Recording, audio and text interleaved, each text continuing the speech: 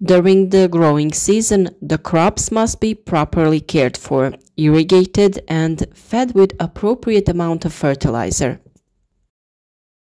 In each phase of growth and development of vegetable plants, there is a characteristic demand for appropriate nutrients.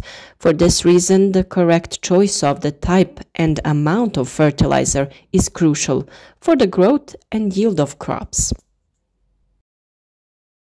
The topic of today's video is foliar feeding of plants and why it is important. On our channel, look for all the tips on growing fruits and vegetables. Follow our channel, like, and share interesting video tips with your friends on social networks.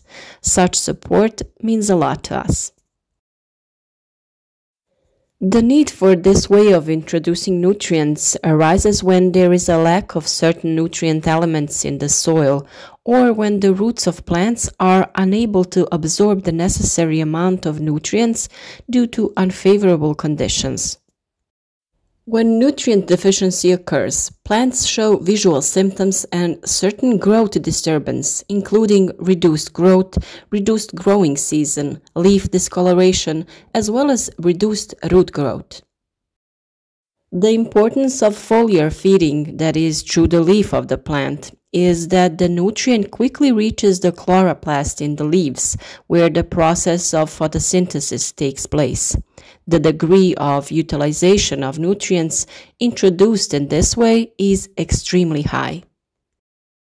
Visual symptoms can often be mistaken for pest attacks or abiotic symptoms such as drought, poor drainage, or saline soils. However, the producer must have a lot of experience in recognizing the symptoms in order to be able to correctly determine the next step. Each vegetable species during its growth and development, depending on the phenophase it is in, has certain nutritional needs for macro and micro elements. These quantities cannot be provided during the basic fertilization of the land, so they must be added during the growing season by fertigation and foliar nutrition. Macro elements are nitrogen, potassium, phosphorus, magnesium, and calcium, and micro elements are boron, iron, zinc, and copper. Foliar fertilizers must be adapted to the stage of development in which the plant is located. Fertigation uses crystalline water-soluble fertilizers. They can also be applied foliarly in the combination with microfertilizers. Foliar feeding helps to quickly and efficiently eliminate calcium, magnesium, and microelement deficiency, such as boron, iron, zinc, copper, and others. Some elements like calcium or iron are poorly mobile or almost fixed in the soil and are very slowly transferred through the plant. So that deficiency of these elements often occur even though the soil contains them in sufficient quantity, so the elimination of deficiency of these elements is done precisely feeding through leaves. Foliar feeding is also recommended when there is a damage caused by weather conditions such as rain, hail, wind, or damage from diseases and insects, as well as physiological damage such as sunspots. Foliar feeding by itself increases yield and is recommended for intensive vegetable production. In certain phases, plants in above ground and underground organs must have a specific ratio of nitrogen, phosphorus, potassium, calcium, magnesium, sulfur, silicon, iron, manganese, zinc, copper, boron, and molybdenum. If this is not the case, then the growth and development of plants proceeded slowly. Feeding plants can help a lot in regulating rooting and initial growth, vegetative growth, the formation of reproductive potential, and the growth of fruits, or the size of vegetative mass, or maintaining the basic life functions of the plant. Intensive lacking of nutrients usually occurs due to frequent watering. For this reason, it is not necessary to feed the plants through watering and foliar feeding. Here is an example of optimal fertilizer values for the tomatoes. During the rooting phenophase after planting, that is, in the first 15 days, water-soluble fertilizers should be used that have a ratio of NPK nutrients of around 1 to 4 to 1, or 10-40-10. In this ratio, there is a greater presence of potassium, which the plant needs most precisely at this stage, in order to take root as well as possible and adapt to the new environment. Of course, in order for the plant to continuously develop in its entirety, other elements must be represented in the diet, only in a slightly smaller amount. In the phenophase from the beginning of flowering to the formation of the first fruits, fertilizers should be used that have an equal ratio of NPK nutrients, that is 20-20-20. In this phase, the elements of boron is also needed in plant nutrition. In this way, the plant gets an equal ratio of all macro elements and develops uniformly both the root and the plant mass, and the plant is prepared for flowering and giving the first fruits. One of the elements that plays a significant role in the fertilization and fruit formation is boron. Boron is a poorly mobile element, and its deficiency is first noticed on the young leaves. They become shriveled with pronounced chlorosis. In addition to the symptoms, the lack of boron also causes a decrease in the number of fertilized flowers and deformation of the fruits.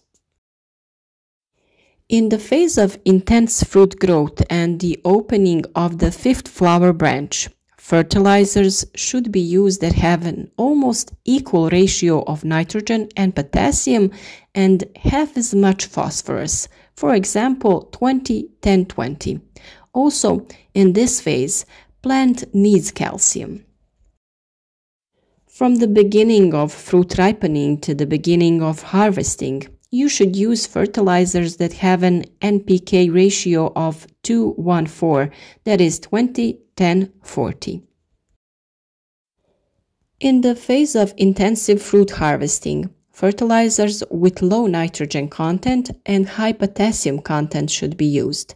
For example, 4-10-40. In this phase, the plant also needs calcium. In most cases, that is, with most producers of water-soluble fertilizers, a ratio of 20 grams per 10 liters of water is used.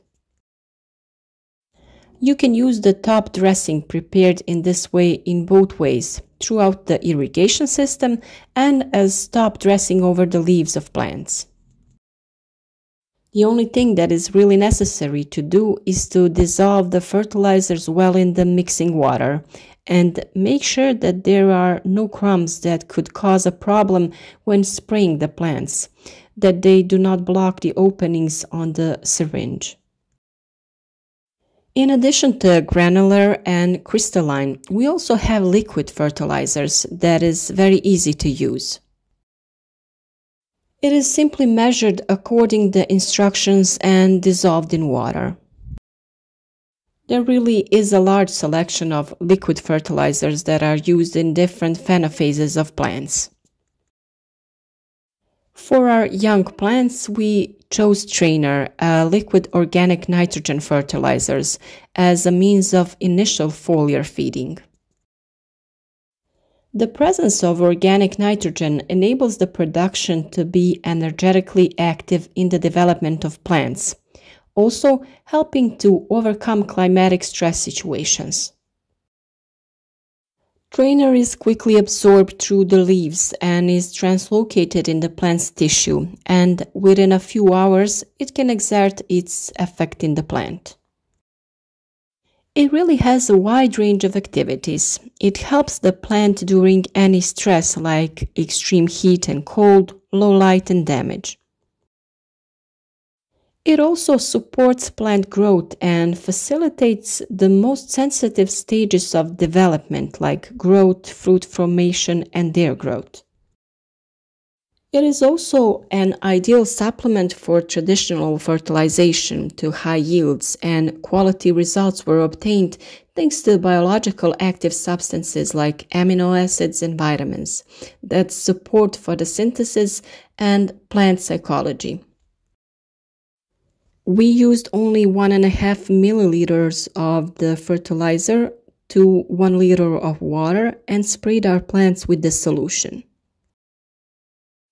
The advantage of foliar feeding of plants is that this measure can be carried out several times during the growing season, so that it can influence the general condition of the crop, increase yields, and improve the quality of vegetables, as well as increase resistance to diseases and a lot of pests.